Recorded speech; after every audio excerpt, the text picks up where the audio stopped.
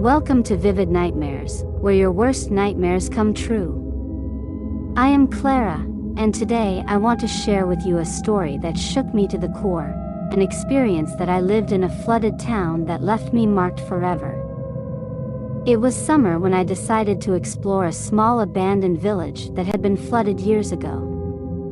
The waters of the nearby river had washed away homes, streets, and memorabilia, leaving only the shadow of what was once a home for many families.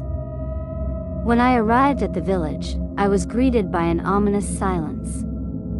The midday sun barely filtered through the gray clouds that threatened to dump rain at any moment. I walked through deserted streets, with stagnant water knee-deep in some places and weeds regaining their place on the facades of abandoned houses.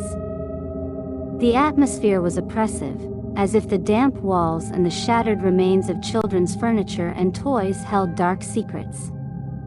The feeling of being in a place that was once home to many, but now lay submerged and forgotten, was overwhelming. I decided to enter one of the houses that still preserved part of its structure.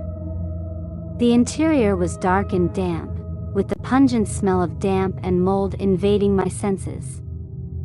Despite the scant light streaming in through the broken windows, I could see the traces of a life that had come to an abrupt halt: moss-covered furniture, ruined photos framed on the walls, and personal belongings strewn across the floor. It was then that I heard a subtle, barely perceptible noise over the murmur of water flowing outside. It seemed like a whisper, like the distant echo of voices fading into thin air. My heart started beating faster as I tried to locate the source of the sound. I cautiously made my way down the rundown hallway and into what appeared to be the master bedroom.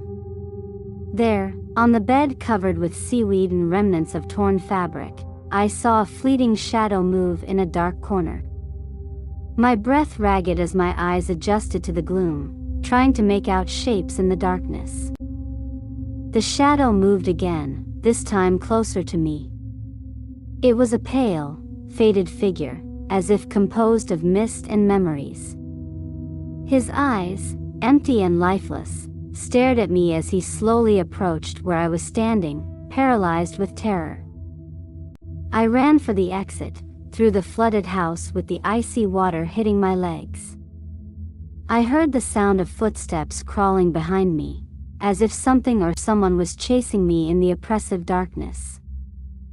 I finally managed to get out of the house and ran without looking back until I reached the edge of the flooded village. I paused to breathe heavily, my heart in my throat and the terror still palpable on my skin. I never knew what or who that shadow was, but its presence left a mark on me, reminding me that even in abandoned and forgotten places, the spirits of the past can still lurk. Thank you for joining me in this chilling experience.